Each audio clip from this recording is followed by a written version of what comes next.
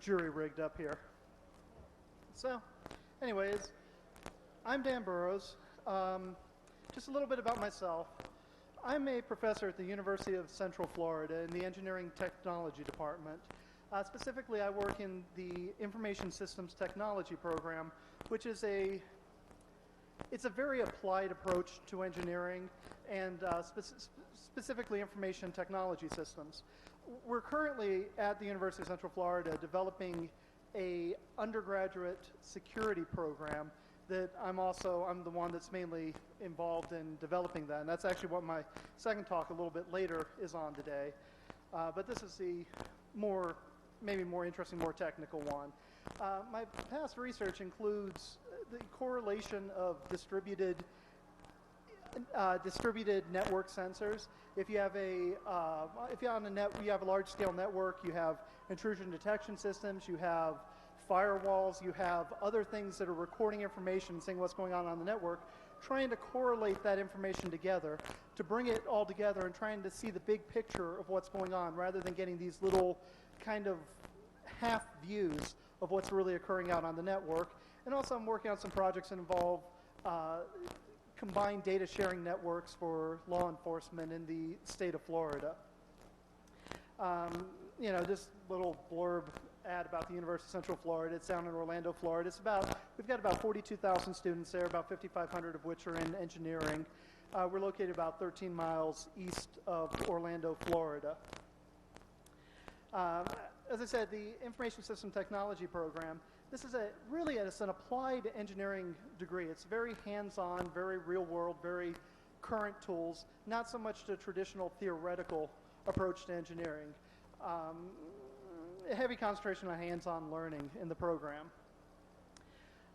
A little bit about the background of what led me to this current idea is there's a previous research that I worked on. I gave a couple presentations back at DEF CON 9 and 10, and this was on using Bayesian multiple hypothesis to try and analyze reports from these distributed intrusion detection systems and other types of network sensors, with the idea of trying to determine if what you were seeing were correlated events, if this was an initial attack and a follow-up, or if the two events you were seeing in two different places might be two systems communicating who shouldn't be communicating together, and to try and use multiple sensors distributed over large distributed networks to try and do this.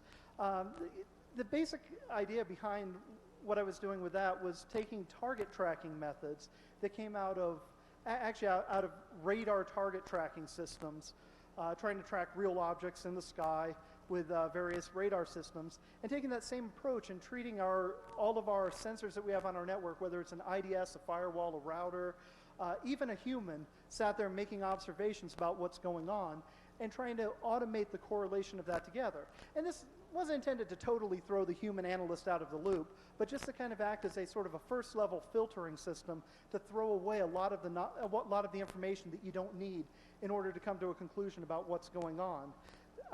With the idea that we were going to kind of move this more towards a point of view, instead of looking at this one section of the network or this one part of what was going on that's visible to this one sensor. Like, you've got your firewall say you got it sat at the border of your network. It sees everything that's coming in and out of the border, but it doesn't see stuff that's entirely internal to the network. You might have an intrusion detection system sat on one segment of the network that sees what's going on there, but it doesn't see what's going on another segment of the network. And to take all these little pictures of pieces of information and to put them together to get a more complete view of what someone was doing while they were attacking the network. And did this through using radar tracking algorithms, specifically Bayesian multiple hypothesis tracking, and making an analogy to the world of computer security, where our firewalls, our IDS, our humans looking at what's going on the network, anything that records information is a sensor. That's like a radar system. The actions that the person out there trying to break into the network are doing, that's the target, and that's the trace they leave behind. And we're trying to put these traces together, and we're working in a situation where we've got to do this in real time. We've got incomplete data. We've got inaccurate data, potentially, about what's going on, depending on how your sensors are operating. Just a little bit more about the system. The the idea, how this works, this idea of this multiple hypothesis tracking, is as events occur on the network, an event is when a sensor recognizes that something's occurring, when something actually pops up on the sensor, when it gives a report, when you've got an IDS that tells you, hey, I think I see something, when you've got a firewall that decides it's not going to allow this packet or it sees something unusual, when you've got your sysadmin on your network saying, hey, something weird's going on here. As these events arrive, they're analyzed. And say, for example, we're sat there and one of our systems sees a port scan happening out there. We build a hypothesis about what we think's going on. In this case, if we've got a single scan coming in from the outside world, hey, that's all the information we have. That's the only hypothesis we can come to, is that that's what's going on. We're seeing a port scan right now. Really, I guess actually, technically, you can make two hypotheses at this point. You can say, hey, there's a port scan going on, or alternatively, my IDS isn't working properly, and this is a false positive. Then, as other events occur, say you see a buffer overflow attack against a machine following that. Well, what could be going on now? We could make the assumption that the port scan is being followed up by a buffer overflow. Someone scanned a machine for a vulnerability, then they attacked that particular vulnerability on it. Or potentially, these could be two unrelated events, that the port scan could be part of one attack, the buffer overflow could be part of a different attack on the system. And what we were trying to do with this system was trying to automate the process of figuring these out. Now, this is a simple example. This is a pretty trivial case. I mean, in this particular case, if the port scan is a scan against, against port 80, and the buffer overflow is a buffer overflow against an IIS server, chances are those two things are related. If they're not, if the port scan doesn't match up with what the buffer overflow was, chances are they're not related. But you can extrapolate from this idea into much more complicated systems and much more complicated series of events of trying to piece together the pieces and figure out whether or not all of these events and all of these things that we see occurring across the network are related together. Are they not related together? Are they likely to be something real? Or are they likely to be a false positive caused by a imperfect sensor or imperfect IDS or firewall or human in the loop? Actually, when I was working on this, one of the most interesting sources of data that I had to work with came from the Capture the Flag games here at DEF CON. Luckily, the Shmoo group captures all of that data that goes on during the Capture the Flag game. They capture all of that network traffic. And that provided a great playground to work in to try and see if that information could be correlated together. And this little graph I got up here, I mean, this is kind of just pulled right out of context. These are some slides I grabbed just to give a bit of background about the previous research in this.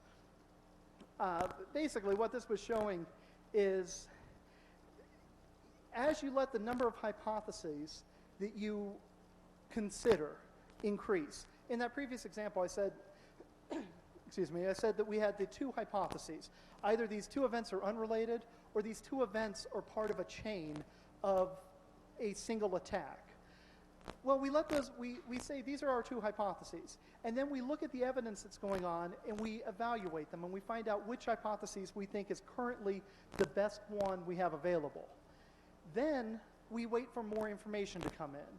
We'll have a certain confidence level, and how confident do we believe in this hypothesis? As more information comes in, we'll build more hypotheses, and we reevaluate the likelihood of our existing hypotheses. Eventually, at least in theory, this will eventually converge to a point where one hypothesis is clearly the winning hypothesis.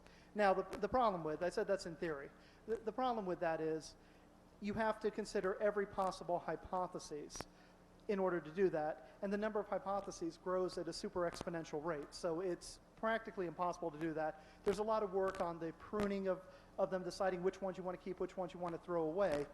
And what this graph was just showing here was, along the bottom is the number of hypotheses that were allowed to remain in the system, going from, well, at the bottom 1 all the way up to 1,000, and the accuracy of how well it correlated the different attacks together. And it never quite got up to 100%, but it got up into about 93, 94% accuracy on the capture the flag data, being able to piece together what were related attacks. And now, of course, this was actually correlated against the baseline was done by hand.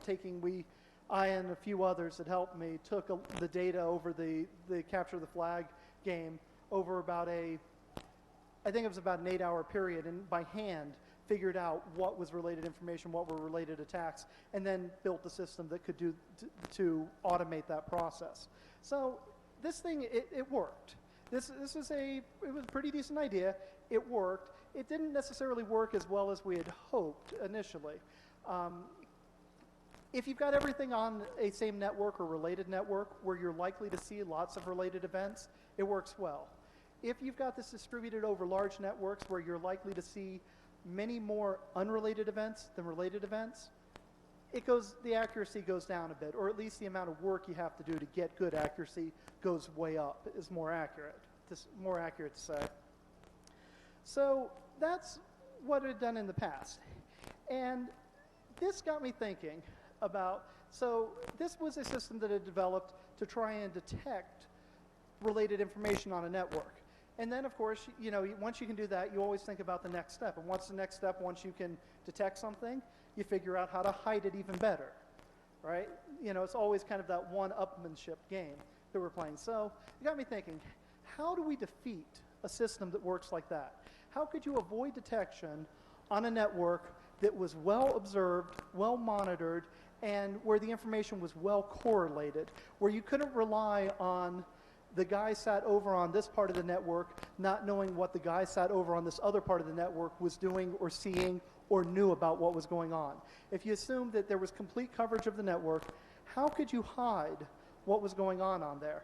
And I'm not talking about so much the detection of a specific attack, like someone does a buffer overflow against a web server, or they do whatever other type of initial attack to gain access to the system. But assuming they're already on there, they've got onto the system, and they want to keep communicating back and forth. They've got their remote machine they're sat at. They've got access to a machine on the network. They want to communicate back and forth, but they don't want to be detected while doing it.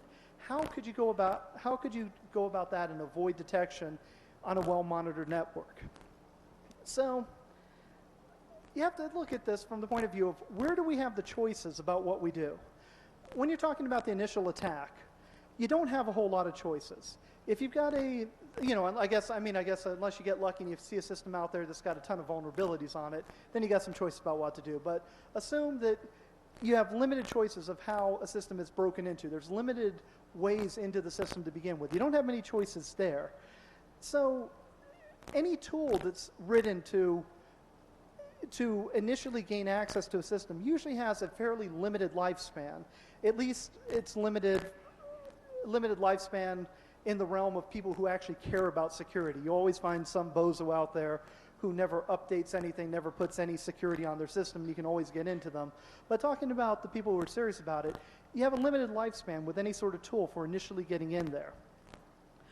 However, once you have access to a machine and all you're worried about doing is communicating with that machine, you've got a lot of choices.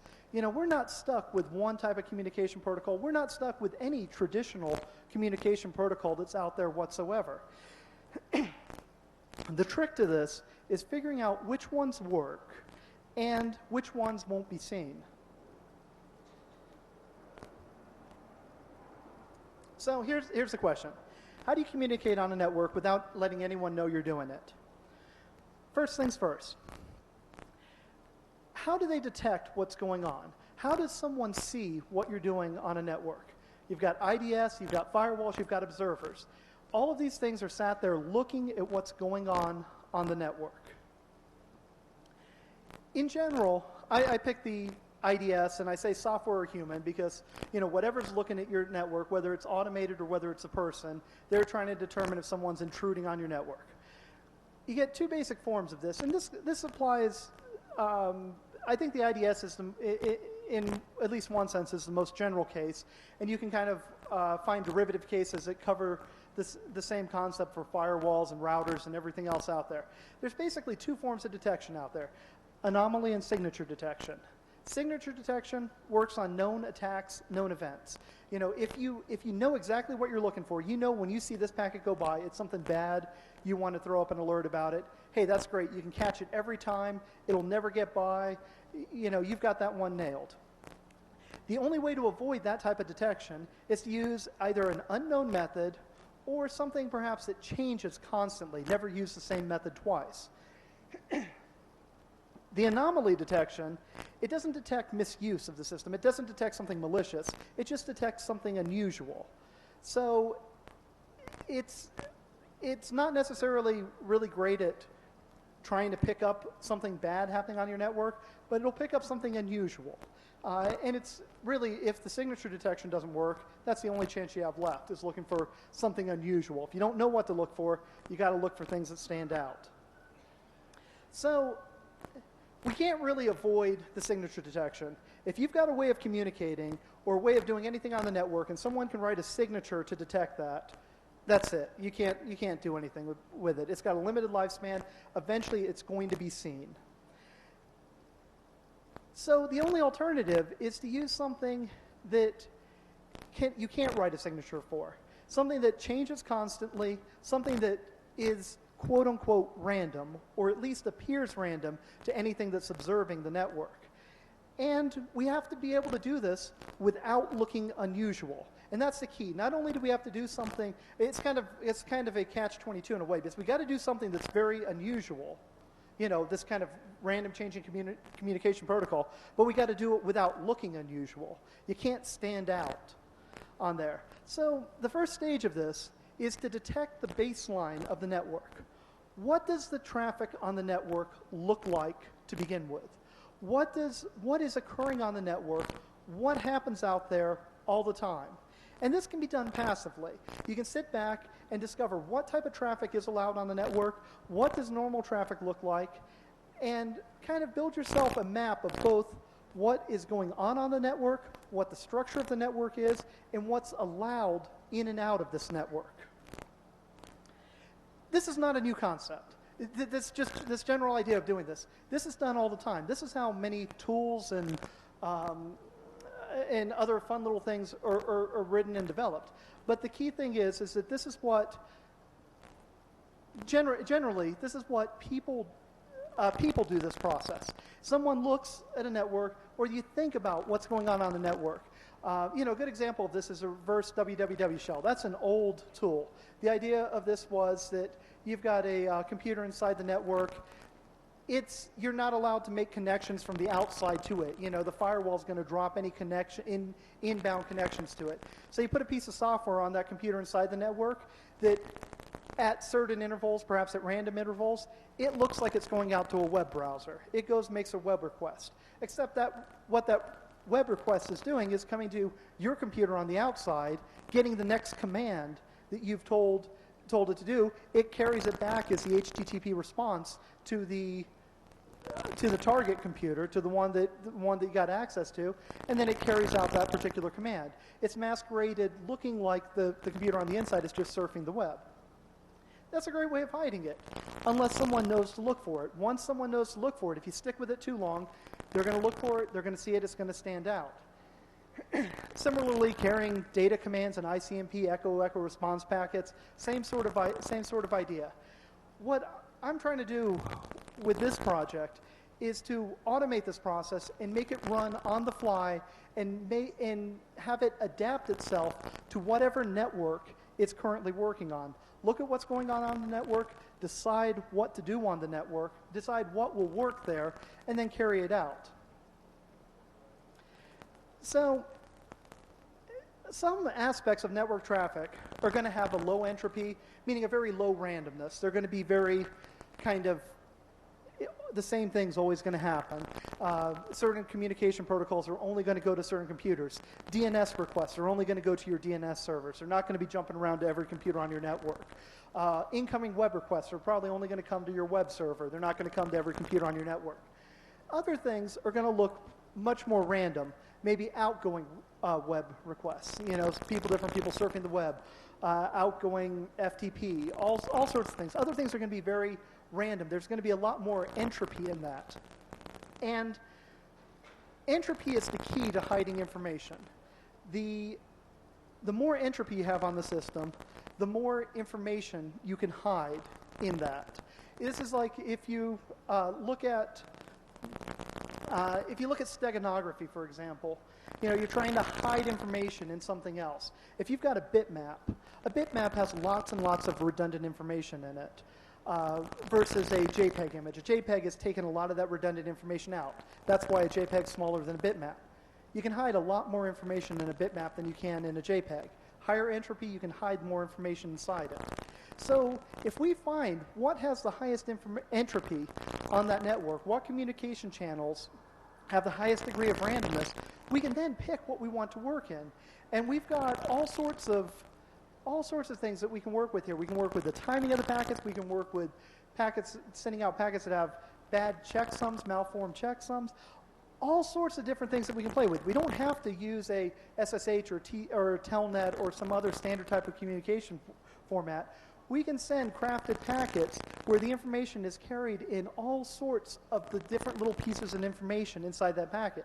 The key is we just have to make sure it doesn't look unusual when that packet goes out. So the overall concept here is we detect what the network baseline condition is. On the specific network that we're looking at, what does normal look like? What doesn't look unusual? And then select from that the potential communication channels. Determine which ones have highly random information on the network. Prune it down. Initially we can select from anything. We could craft a packet that does anything we want. We're going to look at what happens on the network, figure out what's allowed, limit it to that, and then limit it to what has a lot of entropy within that.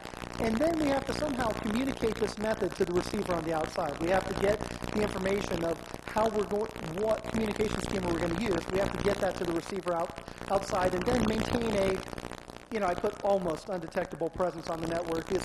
You never should think you're undetectable. You should never think anything's absolute, because it never is. That's how you always get yourself into trouble. But we can monitor and update the network conditions to stay hidden. If the network conditions change, we can change the scheme we're using to communicate. On the network, if we just sit there and listen, what can we learn by listening on the network? There's all sorts of things that we can find out by just sitting there and listening, not doing anything active, not doing anything to be discovered. You can figure out what types of packets are allowed inside the network, what types of packets are allowed outside the network. We can figure out the architecture of the network. Where are the switches? Where are the routers? Where are other machines on this network? And then look at what types of packets are flying around. What types of packets does the machine that I'm on send and receive? What types of packets do other machines out there send and receive? And from this, get an idea of what is allowed to move around this network, what is moving around this network, and what we can inject into the data flowing around without sticking out like a sore thumb and being immediately identified. So if we narrow down these choices, we start with the ability to send any type of packet, send it to any port whatsoever. We start paring it down based on what's available, figure out what has the highest entropy, look at the type of packets based on the protocol, the ports they're using, etc. And look at the entropy based on how often do these packets fly, how different is the data in these packets whenever they go by, what different machines do these types of packets go to, and then pick a channel that we know we can get from point A to point B. We can get from inside the network we've got access to the machine on, out of that network over to the place where we want to get the information to, or back and forth, vice versa, either way. We can figure out what can get out of one network into another, and then back the other way. It doesn't necessarily have to be a symmetric communication channel. The packets that you send going out one way don't have to look a heck of a lot like the packets coming back in the other way.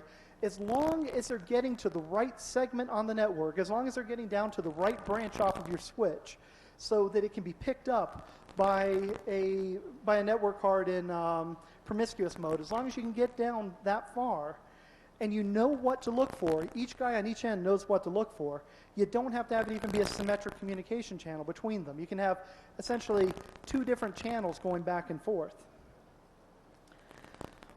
One of the big challenges with this system is starting the conversation.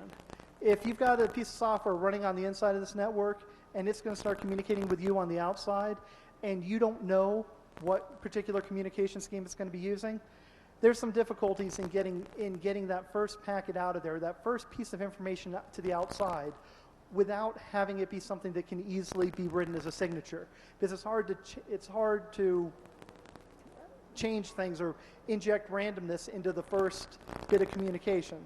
There's some ways that we can limit how signature vulnerable that first bit of communication is, but that's one of the points that presents some challenge and needs some work on in this. Having the communication software itself remain undetected on the remote machine, not talking about what the software is doing, but actually having the software itself avoid detection. Of course, that's another challenge, but that's a completely different story. That's whether it's something that's using a polymorphic code that changes from one installation to another, or even changes itself constantly. There are ways around that, but it is another challenge in there. The third one that's actually, I think, a fairly interesting one is the problem on a low entropy network. What do you do when there's not a whole lot of randomness going on the network? If there's not a lot of randomness in the packets, how do we stay hidden in it? We have to ensure that every packet that we send out doesn't significantly affect the statistical baseline of the network, so that an anomaly detection system sat on the network will not recognize this as something unusual. It will not stand out. It won't push the statistical analysis of the network beyond the limits, beyond the thresholds that we currently have, and it will avoid becoming an anomaly. This is actually the area right now that I'm concentrating on, trying to figure out the best methods for communicating and picking channels and picking well-hidden channels on a low-entropy network. So, just as a summary of, in the system, what's real, what's not real. So far, the allowed protocols discovery, the network architecture discovery, the statistical profiling of the network, those are working prototypes. Those modules, those parts of the system are working prototypes. Next stages that we're moving towards are the selection of the communication scheme, implementation of the communication, and the adaptation to changing network conditions. I hope that by this time next year, this will actually be a working package that I can give maybe a bit better presentation and demonstration of what it's actually doing. But this is the current idea. Anybody that has any interest in this or any ideas or feedback or wants to tell me why I'm crazy for thinking this, feel free. There's my contact information. And that's it for about a 25-minute presentation.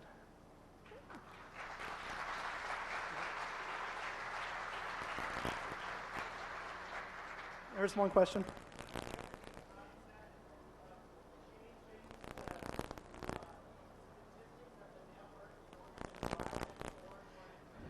That is a great question. I'll take that.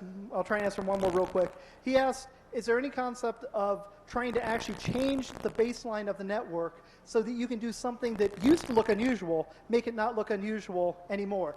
It's not one of the first level items on there. That's a pretty advanced way of working it, but actually injecting stuff in slow enough that the system, the anomaly detection system, adapts to it and thinks that's normal. That is one of the long-term ideas on there. That's a great idea to put into this.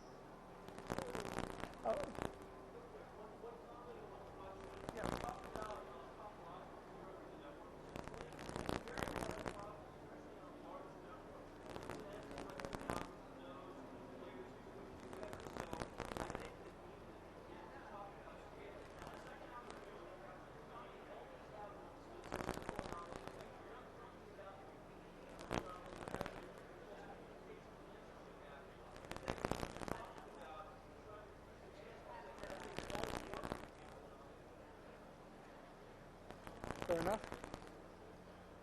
Thank you. Sorry.